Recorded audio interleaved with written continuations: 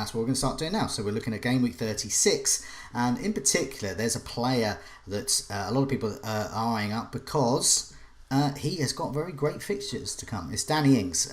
Looks like a great striker to bring in, especially as he faces Brighton, who just shipped 5 to City. I know it's City, but I, as a Brighton fan, know full well when they're sort of safe or when they're promoted and all these things, they just switch off. I don't know whether it's anything to do with Brighton being a fabulous place. But he plays Bournemouth and then Sheffield United next. He looks like a great player to bring in. Amar asks amongst the community, is it worth getting in Ings? And he proposes for Vardy even, or Jimenez perhaps. And is Ings worth a hit? Will he pay it back over the next 3 weeks? FPL Johnson, best strikers for the run-in. The majority seem to be leaning towards Ings, but he's not so sure. What about Jesus, he's thinking? And surely we have to make space for Aubameyang, he's saying. Now, I do know from experience of Aubameyang, getting him in for a really good fixture, and he has a good fixture at the end of the season, can pay off, can turn it on. So Aubameyang's Arsenal's last 2 fixtures are good, and he's going to be going for the Golden Boot. So yeah, what do we think? Let's go to you first, Andy. Are you Ings? Are you going to be Ingsless? Are you eyeing up, or any other strikers you're thinking of? Yeah, so I already have Jesus and Jimenez. They're the 2 I own. I was going to do Jimenez to Vardy last week, but it was just a 1 week punt basically. I didn't necessarily want to keep him long term, so I guess that's kind of answering the Vardy question. Plus now the extra the suspension to Soyuncu. I know it's not an attacking thing, but it's going to hurt the team even more.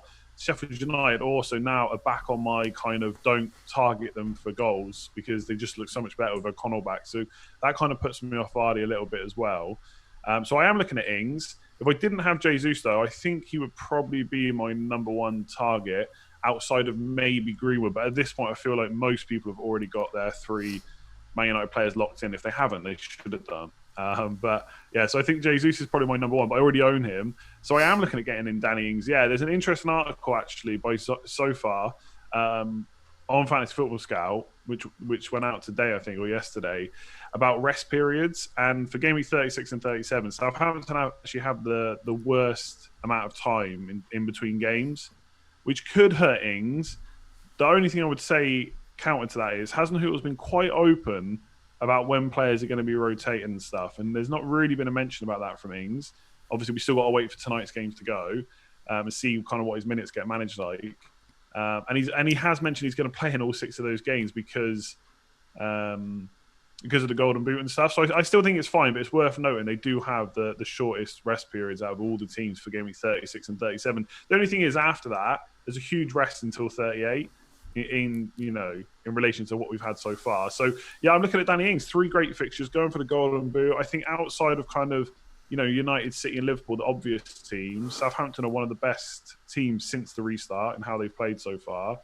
So yeah, I'm going for him. I don't really see a problem. I think worrying about injuries and rest periods, like he's looked a different player this year. How many games has he played? How many minutes has he played? Yeah. And if you watch him since he came back, he's pressing from the front for 90 minutes.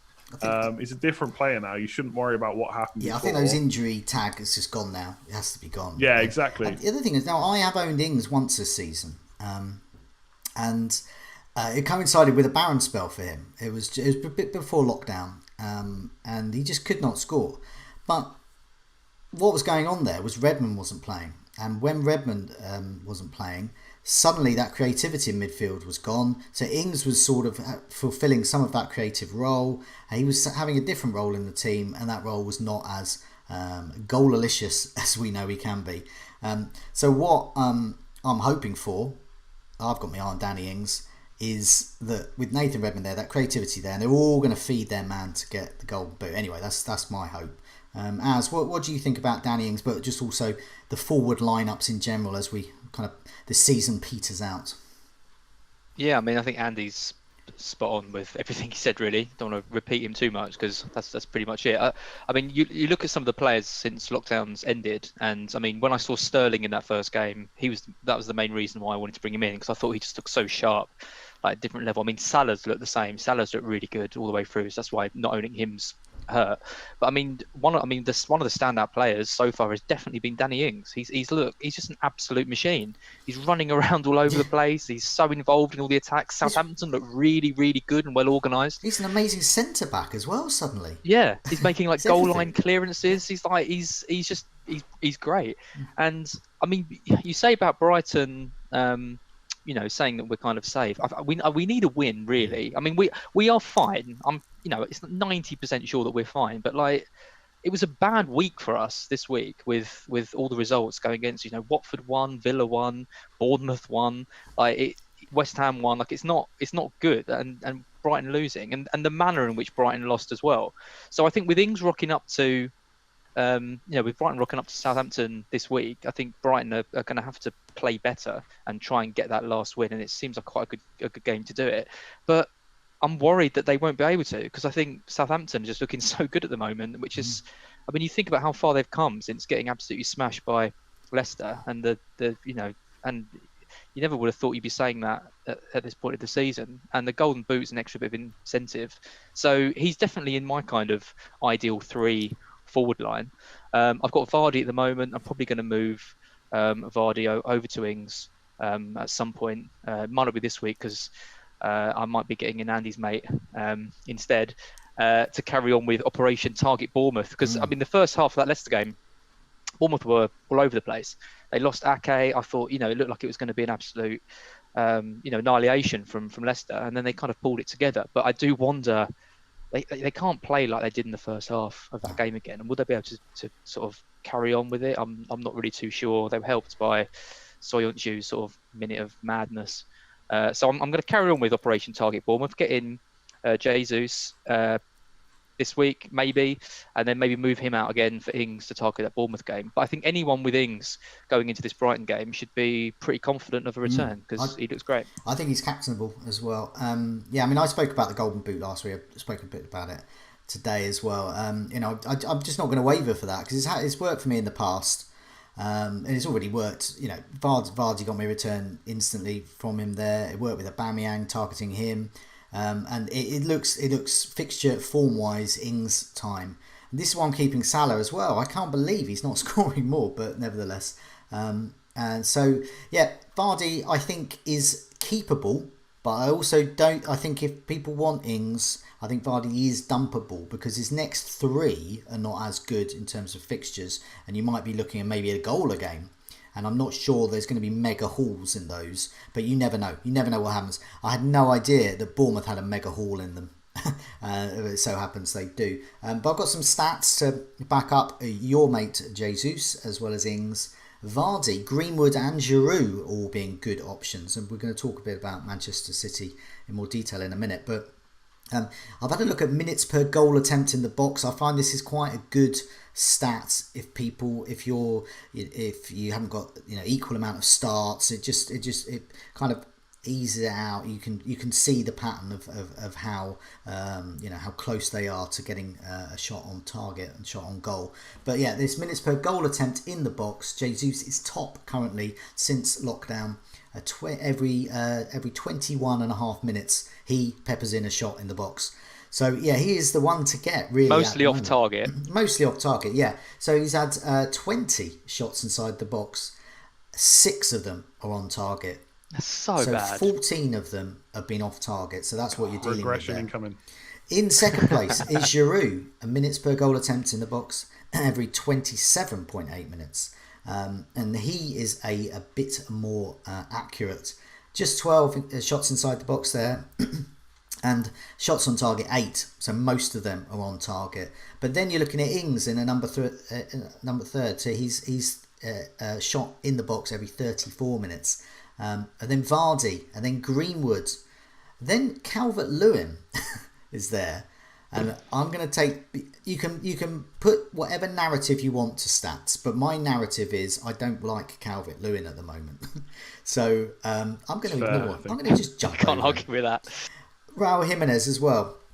Mrs. Jimenez is going to give birth at some point.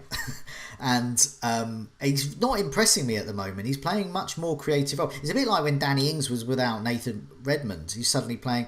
So suddenly Jimenez is playing a role that's sort of setting up others. And as we're seeing one of Wolves' interesting tactics has been Dendoncker getting forward, and it's happened a couple of times. He's scored a couple of times, so it's a very good outlet there. So Jimenez is doing a great job for the team, not so great for FPL managers, ticking along.